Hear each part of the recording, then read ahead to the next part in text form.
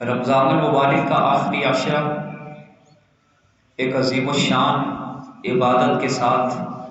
اپنے تکمیلی مراحل کی طرف رواں دواں ہوتا ہے، اور وہ عبادت اعتکاف کی عظیم الشان عبادت ہے۔ اللہ تعالیٰ نے جب بھی کسی نبی کو کوئی عظمت عطا کی، کوئی شان اور انعام عطا کیا، تو اس کے لیے اس پیغمبر کو اعتکاف کا حکم دیا۔ طور کی بلندیوں پر موسیٰ علیہ السلام اعتکاف فرما رہے ہیں، تو اعتکاف کے بعد اللہ تعالیٰ نے انہیں تورات عطا فرمائی۔ حضرت عیسیٰ علیہ السلام نے اعتکاف کیا، اللہ تعالیٰ نے انہیں انجیل عطا فرمائی۔ اور آپ سب جانتے ہیں غار حرا کی خلوتوں میں رحمت عالم صلی اللہ علیہ وسلم محو عبادت اعتکاف کے ساتھ ہوتے ہیں، تو آپ صلی اللہ تعالیٰ علیہ وسلم کو اللہ تعالیٰ ختم نبوت کا تاج عطا فرماتے ہیں۔ آپ صلی اللہ علیہ وسلم کو نبی بنا دیتے ہیں، نبوت ملتی ہے۔ نبوت کی تاج پوشی حرا کے اندر ہو رہی ہے۔ اللہ تعالیٰ نے اپنے دو پیغمبروں کو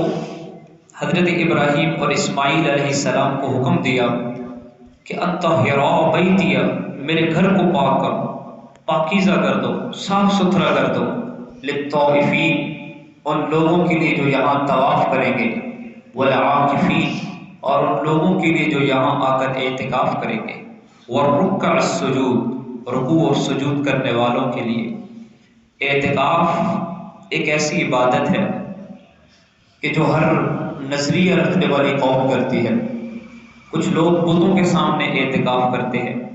کچھ اپنے مندروں میں اعتکاف کرتے ہیں، لیکن مسلمان اللہ تعالیٰ کے سامنے یکسو ہو کر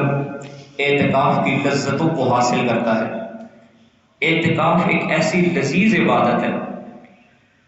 کہ جس کے بارے میں عموماً دیکھنے میں یہ آیا ہے کہ ہر سال اعتکاف کرنے والے وہی ہوتے ہیں جنہوں نے اس لذت کو چکھا ہوتا ہے، جنہوں نے اللہ کے گھر کی تنہائیوں اور خلوتوں میں خالق کائنات کے سامنے دامن پھیلا کر رو رو کر مانگنے کی لذتوں کو حاصل کیا ہوتا ہے۔ وہ کوشش کرتے ہیں کہ ہر سال اعتکاف کریں۔ اس ماہ مقدس میں اللہ تعالیٰ کے انعامات ہر خاص و عام پر بڑے برس رہے ہوتے ہیں، اور اعلان عام ہوتا ہے کہ جو بھی رمضان میں میرے بڑے گھر میں آئے گا، بیت اللہ میں آئے گا، ہم آنے والے کا عمرہ بھی حج بنا دیں گے۔ اور اعلان ہوتا ہے کہ جو کوئی ہم سے مانگے گا، ہم اس کا دامن خالی نہیں لوٹائیں گے۔ یہ اعتکاف بھی اسی آفر کا ایک حصہ ہے کہ جس کے پاس اتنے وسائل نہیں ہیں کہ وہ خانہ خدا میں جا کر عمرہ ادا کرے اور وہاں پر اللہ تعالیٰ کے قرب میں اللہ تعالیٰ کے انعامات کی لذتیں حاصل کر سکے، وہ اپنے محلے کے کسی بڑی مسجد میں اللہ تعالیٰ کے گھر میں جائے اور اللہ تعالیٰ کے گھر میں اللہ کا مہمان بن کر یہ تمام نعمتیں حاصل کر سکتا ہے۔ یہ بہت مجرب ہے کہ اعتکاف دعاؤں کی قبولیت کا پکا سٹامپ ہے، سند ہے دعاؤں کی قبولیت کی۔ جو مانگنا ہے اس کی ایک لسٹ بنا کر اللہ کے گھر میں ڈیرا ڈال دیجئے اور ایک ایک چیز کی منظوری لے کر اٹھیے۔ اپنی اعتکاف کے ذریعے آج اپنی قسمت کے بند قفل کھلوا لیجئے، اپنی دکانوں کے بند شٹر کھلوائیے، غیر شادی شدہ بچوں کی ڈولیاں اٹھوائیے، قرضے ہوں تو ان کو چکا لیجئے، کسی مرض نے آپ کو پریشان کر رکھا ہے تو اس سے شفا کی اللہ تعالیٰ سے دعا کیجئے، ہمت کیجئے، اللہ تعالیٰ اس کی توفیق عطا فرمائیں گے۔ اعتکاف غروب آفتاب سے پہلے مسجد میں آ جانے سے، اور پھر رمضان المبارک کا جب مہینہ ختم ہو، عید کا چاند نظر آئے، اس وقت تک جتنے دن اللہ تعالیٰ توفیق عطا فرمائے، مسنون اعتکاف اسے کہا جاتا ہے۔ اعتکاف میں جب انسان آ جاتا ہے، حالت اعتکاف میں سب سے پہلے کرنے کا جو کام ہے وہ یہ ہے کہ اللہ کے حضور خالص ندامت کے ساتھ بارگاہ خداوندی میں توبہ کی جائے اور اپنے گناہوں کی ایک لسٹ بنائیں۔ آپ دیکھیں آپ کی زندگی میں گناہ کون سا ہے۔ کسی کی زندگی میں والدین کی نافرمانی کا گناہ ہے، کسی کی زندگی میں بد نظری کا گناہ ہے، کسی مختلف گناہوں میں انسان کی زندگی ہوتی ہے، کسی کو کس گناہ کا چسکا ہے۔ آپ وہ لسٹ بنائیں اور اللہ تعالیٰ سے توبہ کریں اور عزم کریں کہ آج کے بعد اس گناہ کو چھوڑیں گے۔ پھر اس کے بعد دوسرا جو کرنے کا سب سے اہم ترین کام ہے کہ اعتکاف میں سب سے پہلے اپنا ایک ٹائم ٹیبل بنائیں۔ آپ نے کرنا کیا ہے، کتنی دیر آپ نے تسبیحات کرنی ہے، کتنی دیر آپ نے تلاوت کرنی ہے، کس وقت آپ نے تہجد کے لیے اٹھنا ہے، کتنی رکعات آپ نے تہجد پڑھنی ہے، کس قدر آپ نے اس میں تلاوت کرنی ہے، کون سا وقت آپ کی دعاؤں کا ہے اور کتنی دیر تک آپ نے دعا مانگنی ہے۔ یہ نہیں ہے کہ 5 منٹ دعا مانگ کر آپ کے پاس اب الفاظ نہیں رہے تو آپ ختم کر دیں۔ کوشش کریں، مانگیے، یہ موقع ہے مانگنے کا۔ ایک ایک گھنٹہ اللہ سے دعا مانگے اور دعاؤں میں سب سے پہلے اللہ کی تعریف، رحمت عالم صلی اللہ علیہ وسلم پر درود و پاک کا نذرانہ، اس کے بعد اپنی ندامت اور پھر اللہ تعالیٰ کی قدرت کو خوب بیان کریں اور پھر اللہ تعالیٰ سے جو دل میں آپ مانگیں، جو حاجات ہیں، دنیا کی ہوں، آخرت کی ہوں، اپنے متعلق ہوں، اہل خانہ کے متعلق ہوں، ہر چیز اللہ سے مانگیں اور پھر آخر میں دعا کے آخر میں درود پاک کے ساتھ دعا کو مکمل فرمائیں۔ ٹائم ٹیبل کے ساتھ آپ کی اعتکاف کی جو عبادت ہے وہ قیمتی بنے گی۔ دوسرا جو کرنے کا کام ہے اعتکاف کی حالت میں قرآن مقدس کی تلاوت ہے۔ قرآن کی تلاوت کا کثرت سے اہتمام کرنا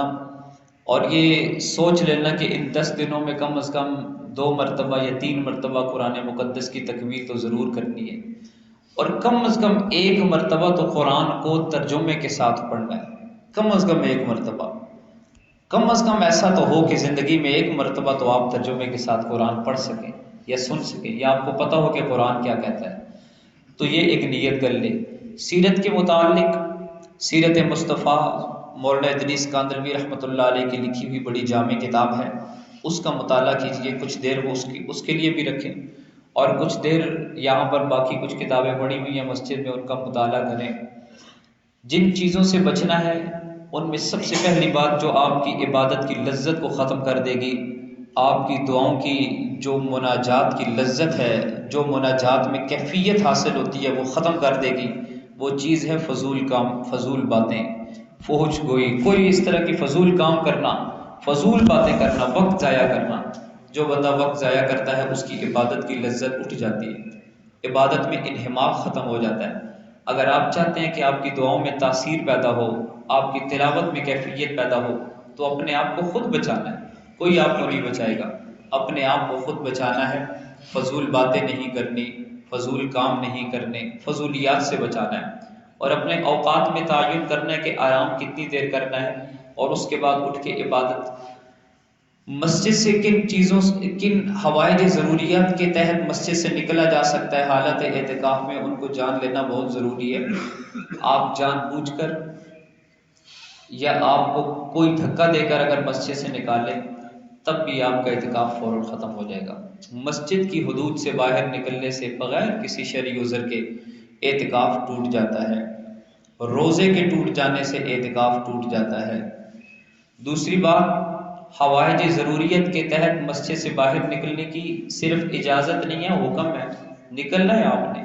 واش روم میں جانے کے لیے آپ مسجد سے باہر جا سکتے ہیں، واش روم میں جائیے۔ اگر آپ گئے ہیں، آپ نے دیکھا کہ واش روم بند ہے، آپ کچھ دیر کے لیے وہاں رک کے، اس رکنے سے بھی اعتکاف پر کوئی اثر نہیں پڑے گا کہ آپ ایک ضرورت کے تحت باہر آئے ہیں اور وہاں پر کھڑے کھڑے آپ نے کچھ 2-4 باتیں بھی کی ہیں تو اس سے بھی اعتکاف پر کوئی اثر نہیں پڑے گا۔ واش روم میں بیٹھے ہیں، وہاں پہ جتنی دیر آپ کو لگی ہے اس سے بھی اعتکاف پہ کوئی اثر نہیں پڑے گا۔ ہاں، تبھی ضرورت سے فراغت کے بعد اگر آپ جان بوجھ کر وقت ضائع کر رہے ہیں تو اس سے اعتکاف ٹوٹ جائے گا۔ ضرورت سے فارغ ہونے کے بعد اگر باتیں کر رہے ہیں کھڑے ہو کر تو اس سے اعتکاف ٹوٹ جائے گا، کیونکہ اب وہ ضرورت پوری ہو چکی ہے جس کے لیے شریعت نے آپ کو اجازت دی تھی۔ وہاں سے واپس آنے کے بعد وضو کے لیے جانا، وضو ٹوٹا ہے یا نہیں ٹوٹا، تازہ وضو کرنے کے لیے جائیں بے شک، وضو پر جانے سے اعتکاف پہ کوئی اثر نہیں پڑے گا، اور دوران وضو مسواک کرنے سے بھی اعتکاف پر کوئی اثر نہیں پڑے گا۔ ہاں، ٹوتھ برش کرنے کے لیے اسپیشل مسجد سے باہر نکلنا، وضو خانے میں جانا، اس سے اعتکاف ٹوٹ جائے گا۔ لیکن وضو کے دوران آپ ٹوتھ برش کر سکتے ہیں، آپ دوران وضو مسواک کر سکتے ہیں۔ اس دوران اگر باتیں بھی کریں گے تو اگرچہ کرنی نہیں چاہیے، لیکن اگر ہوں تو اس سے اعتکاف نہیں ٹوٹے گا۔ اور وہاں سے وضو مکمل ہو جانے کے بعد وضو کے بعد کی دعائیں بھی وضو خانے میں پڑھنے کی اجازت نہیں ہے، وہاں سے مسجد میں تشریف لائیں، اور یہاں پہ پھر جو وضو کی آپ دعائیں پڑھنا چاہیں، دوسرا کلمہ ہے وہ پڑھنا چاہیں تو آپ یہاں پہ مسجد میں کھڑے ہو کے پڑھیں، وضو خانے میں ان کو پڑھنے کی اجازت نہیں ہے۔ مسجد کی حدود سے باہر نکلنا آپ کے اعتکاف کو فوراً ختم کر دے گا، اس لیے اپنے آپ کو مسجد کی حدود کے اندر رکھنا، اللہ تعالیٰ کے دربار میں، اللہ کے گھر میں اپنے آپ کو پابند کر کے رکھنا، یہ اعتکاف کا سب سے بنیادی عمل ہے۔ اللہ تعالیٰ ان سب لوگوں کو جنہوں نے اعتکاف کی نیت کی ہے، جہاں کہیں بھی اعتکاف کی حالت میں بیٹھے ہوئے ہیں، اللہ تعالیٰ اپنی رضا کے کام کرنے کی توفیق عطا فرمائے، اپنی ناراضگی کے کاموں سے بچائے، اور ان کے اعتکاف کو اللہ تعالیٰ شرف قبولیت نصیب فرمائے، اور ہم سب کو اس کی توفیق عطا فرمائے کہ زندگی میں کم از کم ایک مرتبہ تو دل میں یہ جذبہ ہو کہ ہم ضرور اعتکاف کریں گے۔ یہ دنیا کے کام موت تک ختم نہیں ہوتے، الہاکم التکاثر حتی زرتم المقابر، یہاں تک کہ قبروں کی زیارت کر لو گے، یہ کام تب تک ختم نہیں ہوں گے، مال کی تمنا اور یہ کمانے کی یہ چیزیں ختم نہیں ہوں گی۔ اس وقت سے پہلے اپنے آپ کو عبادت کے لیے فارغ کرنا، اور زندگی میں کم از کم ایک مرتبہ تو اعتکاف ضرور کرنا ہے، اس کی نیت فرما لیں۔ اللہ تعالیٰ ہم سب کو عمل کی توفیق عطا فرمائے۔